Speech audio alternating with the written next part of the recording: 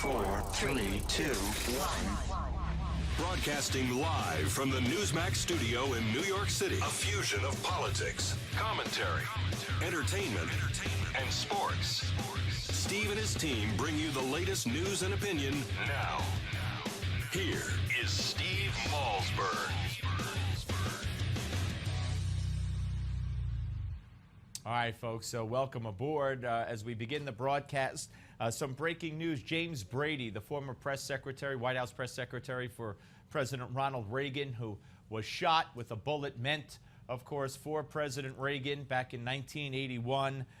James Brady has died at the age of 73. Of course, he became an advocate for more gun laws and reforms and the Brady bill. You know the whole story. And we'll talk to Tom DeLay about that in just a moment, get some response from him. But James Brady, who was shot back on March 30th, 1981, has died at the age of 73.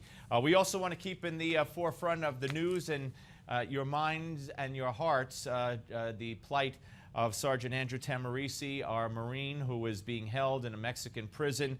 He is back in court today as we speak, and it's a hearing expected to last several hours. His attorney says says Tamarisi's civil rights were violated because he was not provided a translator to adequately explain at the time why he was being arrested. The lawyer also alleges that Tamarisi was held at the port of entry more than 8 hours before being transported to the federal prison, and again, that he was charged in a wrong way and his civil rights were violated. So I don't have much confidence in this judicial process down in Mexico for our Marine. This is going to take a president who's going to say, let him go. Okay, Tom DeLay joins us, but first, let's take a look at this, and then Tom will respond. The White House called that attack totally indefensible. It was. Why we thought the ceasefire was so important.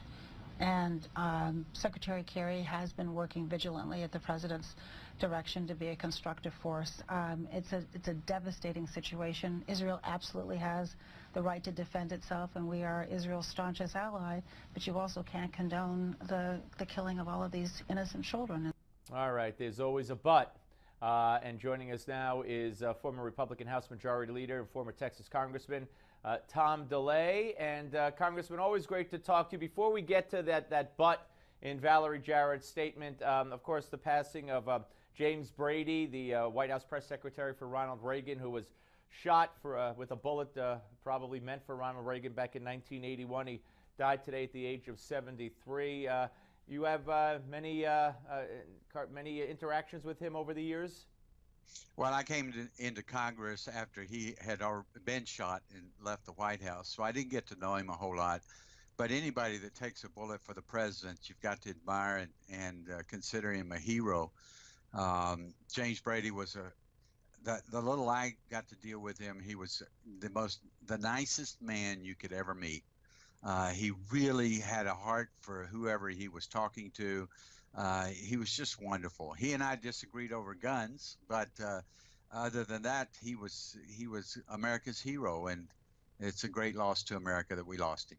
All right, thank you for that, Congressman. All right, let's now talk to what's going on. This Israel has a right to defend itself, and the president made that clear on Friday when he said, for him, it's hard for him to reconcile. That's the language he used. Israel's right to defend itself from the tunnels and the rockets with the deaths of the civilians. For a president to say that, and now for her, some people call the president's brain, Valerie Jarrett, and of course what John Kerry says all the time, it just is so ambiguous. Oh, Steve, this is so outrageous. The president of the United States is undermining Israel and stabbing them in the back every step. When this conflict started, the first thing in their mind was, let's get a ceasefire. Let's stop this killing, rather than this is an opportunity to go after terrorists.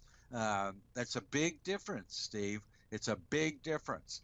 And I'm just beside myself. I thought I'd never believe that anyone in the United States would try to undermine Israel trying to defend itself. when you say, yes, they have a right to defend themselves, but that means you don't have a right to defend themselves. And this president, and I hope the liberal Jews and Democrat Jews in America understand this and will never forget it. This president, in everything that he has done, he's tried to undermine Israel. I mean, the very least he could have done is stood up for Israel with the international community. And when the international community started undermining Israel, he could have started putting pressure on them to stop what they're doing, stop funding Hamas, stop supporting Hamas, and stand up for Israel.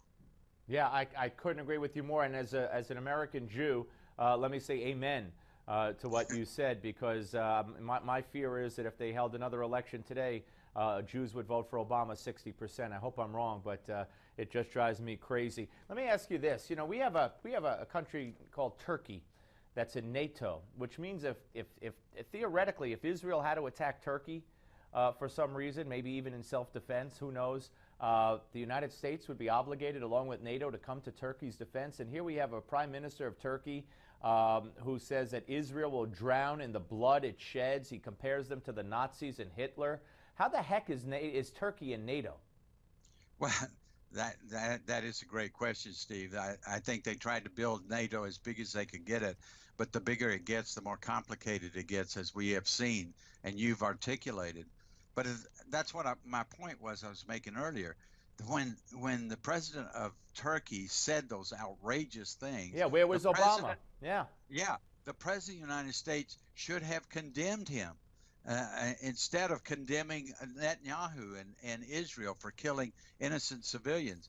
They're not killing innocent civilians. The Hamas is.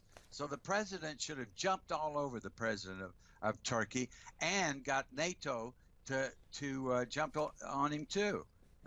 That's what the president should be doing right now, as well as spending whatever we have to spend to make sure that Israel has everything they need to win this war and kill more terrorists. Let me ask you this. What the president is doing right now is he's threatening this, promising to act unilaterally on immigration reform. What will the implications be in your mind when, I'll say when, the president signs that executive order basically ending deportations for some 5 to 6 million people who are here illegally? What will the implications be? What should they be? Well, Steve, this is what the president wanted to do all along.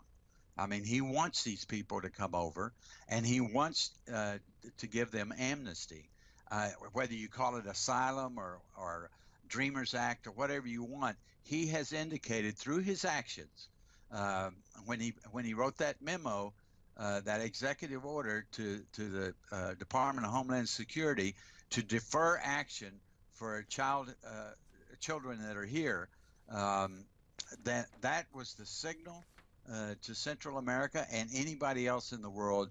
If you get here while Obama is president, you'll get to stay. And I guarantee you this last year and a half, 18 months, that's what Obama is. People are coming, and Obama is setting us up so that he can claim asylum or whatever excuse he wants to claim to allow these people to stay here and ultimately become citizens, or at least stay here and work and stay here legally. That's what he's after. And what should Congress do in response to that, if anything? They've got to defund him. That's the only thing they can do, is defund him. They can't sue him. They're going to try to sue him, but the only thing they have in their arsenal is information, which is using the oversight process to investigate what he's doing and use that to educate the American people, so that when it comes time, and there's going to be a big spending bill at the end of September, they can defund all of these executive orders by the president. Now, he may wait till after that to start allowing these people these illegals to stay. But even then, the House of Representatives has to stand strong and defund his executive orders. Yeah. One more. The president gave an interview to The Economist magazine, and he said CEOs should quit complaining. He said, quote, oftentimes you'll hear some hedge fund manager say, oh, he's just trying to stir class resentment. No, feel free to keep your house in the Hamptons and your corporate jet, etc. I'm not concerned about how you're living. He cannot stand people with money unless it's him and his friends who have money, or the mansions that he rents for vacation where the money is. It's a horrific hypocrisy and a class warfare. Of course it's class warfare. The guy's a socialist, at the very least, and I claim that he's a Marxist. He was raised a Marxist. His grandparents were Marxists. His mother was Marxist. His fathers were Marxists. They sent him to Chicago to be trained and educated in socialism. We all know that this president is a Marxist. So, of course, he hates those that have done well in the capitalist system, and he wants to take from them to give to others.